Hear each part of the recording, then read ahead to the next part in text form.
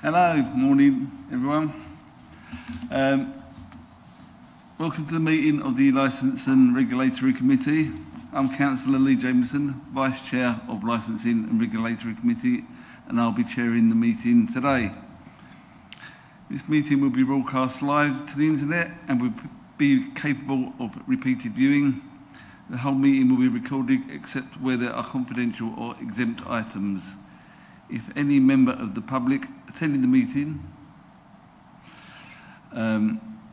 objects to being filmed, please advise us immediately and we will ensure that they are not included in the filming. Members of the public and press may record, film, photograph or broadcast this meeting when the public and the press are not lawfully excluded. If you are intended to do so, please could you inform the committee clerk. May I please request that mobile phones are on silent or switched off and your laptops are on silent as well. If you hear the fire alarm, please leave the building immediately via the fire exit and make your way to the assembly point at Ipswich Football Ground. Thank you. Okay, the officers attending today are Nigel, our legal advisor, Tracy Howard from Head of Public Protection, licensing officers Catherine Green and Kerry Chandler, and governance officers Karen Sayer and Mandy Smith. Okay, moving to the agenda. Do we have any apologies? Thank you, Chair. Apologies have been received from Councillor Malvisi, Councillor Parker and Councillor Potter. Okay, thank you. Are there any declarations of interest? None? No. Okay, moving to the minutes of the last meeting held on the 8th of November 2024, which is paper BLR 224-5. Are there any points regarding the accuracy of the minutes that anyone wants to bring up? Okay. Could I have a proposer? Councillor McCraw, and a seconder? Oh, right, sorry, you got. No, I just noticed the agenda actually says to confirm the minutes of a meeting held on the 25th of July 2024. It's just... Oh, that was the previous meeting. Apologies. Thanks, Jane. Okay, could I have a proposer then? Councillor Smith, and the seconder, Councillor Clover. The lead officer will now conduct the electronic vote. Thank you, Chair. The vote for this item is now in progress, councillors.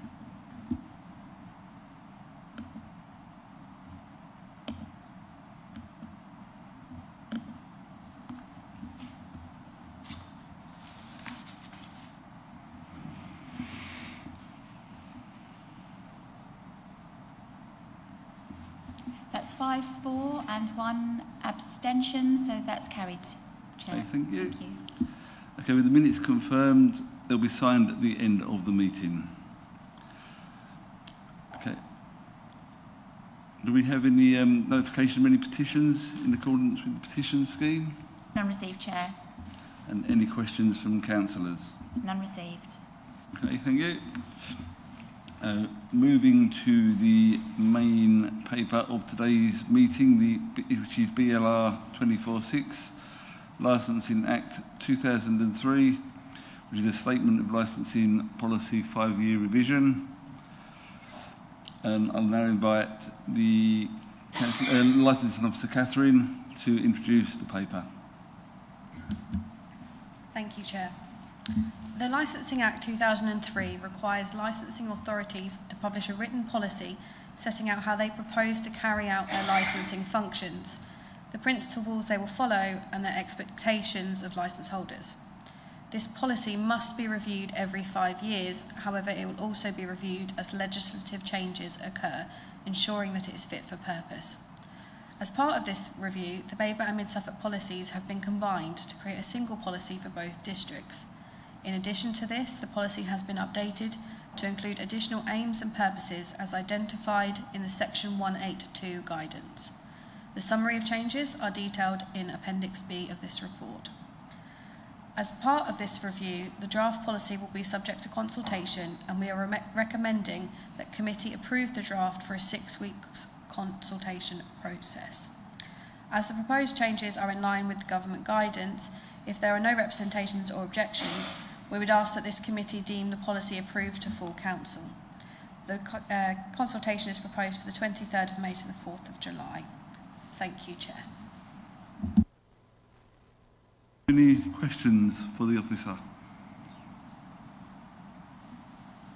Councillor Smith.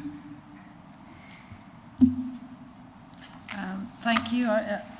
I'm particularly pleased to see the addition of the sections on Martin's Law and violence against women and girls, which I assume have been put in consultation with the community safety team. You mentioned the Ask for Angela scheme. I recently saw that in Warrington there was it's not to do with the report as such. In Warrington, police officers went out with members of the licensing team to check that Ask for Angela was working in the local area, and I wondered if there's any possibility of that happening in our district.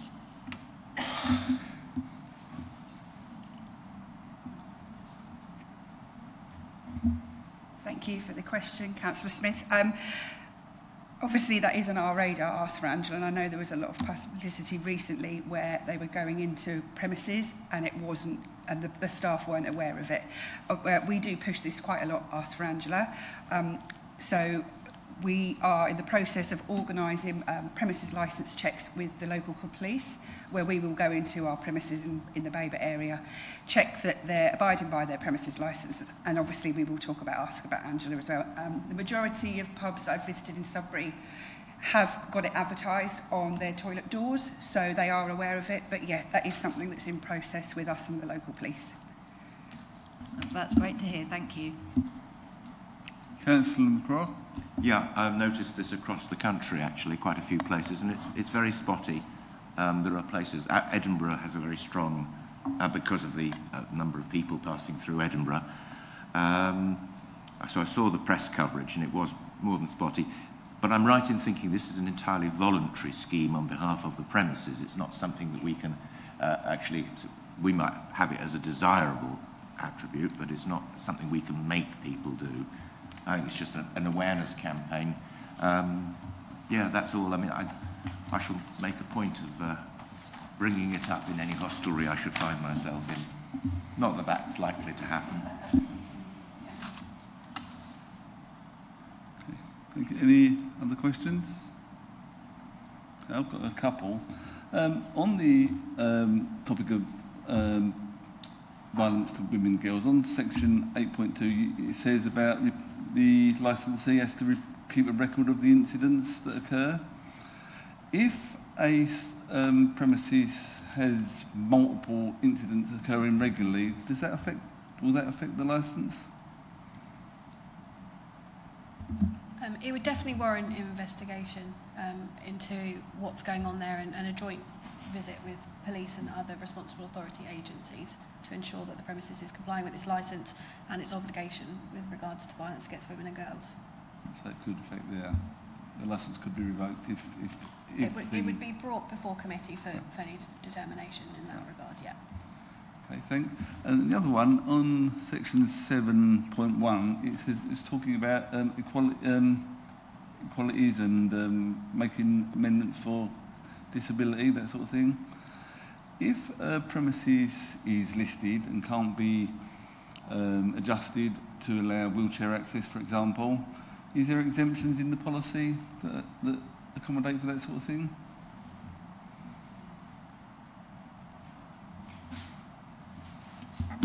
Yeah, obviously historic buildings are limited to what they can do through building regulations. So we'd work with different stakeholders like building control and planning, look at what could be possibly done, but obviously, you know, not at excessive cost as well. It's got to be reasonable. But the main thing is trying to adapt the building in the best way possible. There have been situations where, for instance, public houses have had to put toilets in and that type of provision. It's cost them quite a bit of money, but there might be an opportunity to access grant funding to be able to do some of the works, but if it's a listed building, we're restricted by the heritage requirements of that building as well. So, Right, so there is, yeah. so we would be, we'd work with, we've got guidance, but we'd have to work within that. We'll obviously do what's reasonable as well. Okay, great, thanks. Okay, so no more questions. I will now open the item up for debate. Anyone want to start the debate? No? Go on, Alice. Councillor McCarr. So, the Licensing Act 2003, I mean, I think we do this every 5 years, don't we? And I seem to recall one of my first licensing meetings or regulatory meetings was on the 10th anniversary of the introduction of the Act, although maybe it can't be because I wasn't here then. But I think it must have been 2015, and that was to ask the question about the Licensing Act of 2003 and whether it had been successful. And all I'm going to say is that it would appear that this particular reform of licensing has been highly successful. I mean, it's hardly been changed since. It's been tweaked. We add tweaks every time. I think it can be one of those things where you can actually say that a piece of legislation has worked, and has worked pretty well. I think the liberalisation of the licensing laws, I saw this first when it was introduced in Scotland back in the day, the last millennium, I think. And it did reduce problems of late night drinking because it spread the drinking out. It also gave, this regime has allowed licensees to operate flexible hours rather than being absolutely fixed. This is the time you open, this is the time you close. Well, there are going to be days where actually there's nobody in, it's worth closing early, and you're able to do that. So I think the flexibility overall, I think the Licensing Act has been a huge success. And I don't think it's talked about often enough that sometimes government regulation works. Regardless of where it came from, which government was in power, I think the civil servants who must have done the original work on the legislation did a pretty decent job. And we've all lived under it. And in fact, I see very, very few problems in the trade in terms of... I can recall not wanting to come into Ipswich, for example, on a Saturday night. Okay? I don't recall that being a problem for very many years. I think the same has been observed elsewhere, so I'm happy to go ahead with this and say we've revised it, it's been examined. But I think we can see the practical effects by the very, very few subcommittees we need to call for licensed premises. I mean, it's just virtually, it's rare that we would have any such thing to worry about, which I think is a sign of good legislation and good practice from officers. So I'm happy with this. Are you prepared to propose? I'm happy to propose that this be revision, review, the recommendation. Yes. Councillor Clover, are you seconding or are you commenting? Yeah. Thank you, Chair. I'd endorse what Councillor McCraw is, and I think that actually one way of measuring it is the number of offences. And again, as Councillor McCraw indicates, that it would appear to be working because people can go into most areas. Obviously, with any legislation, you have to keep up with the times, and clearly violence against women is a serious issue, as we're seeing nationally at the moment. So it's good to see that that is being provided for and developed. So we've got to keep developing the legislation, obviously, but I think this is a very solid piece of work. Thank you. Anyone else? No? Okay, so the recommendations are before us. I don't know. Want me to read them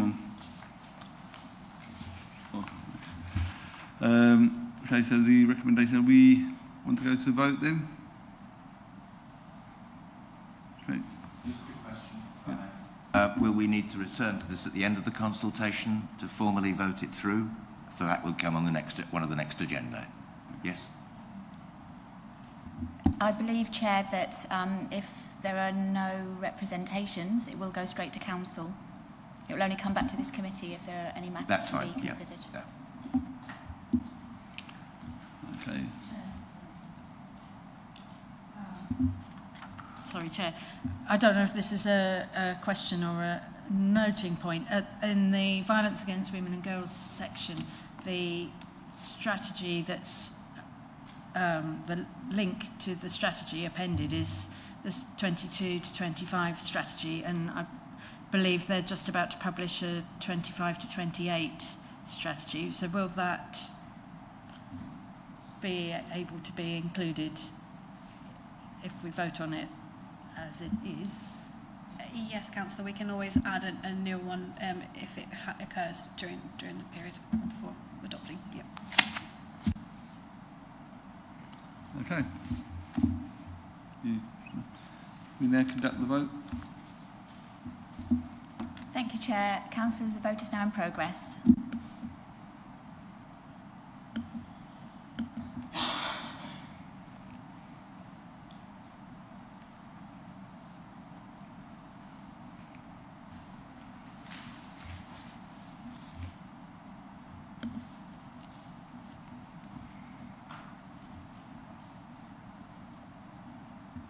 That's 6 votes for, Chair, so that's carried. Okay, thank you. Thank you. So it's carried, and I will now declare at 10:18 this meeting closed.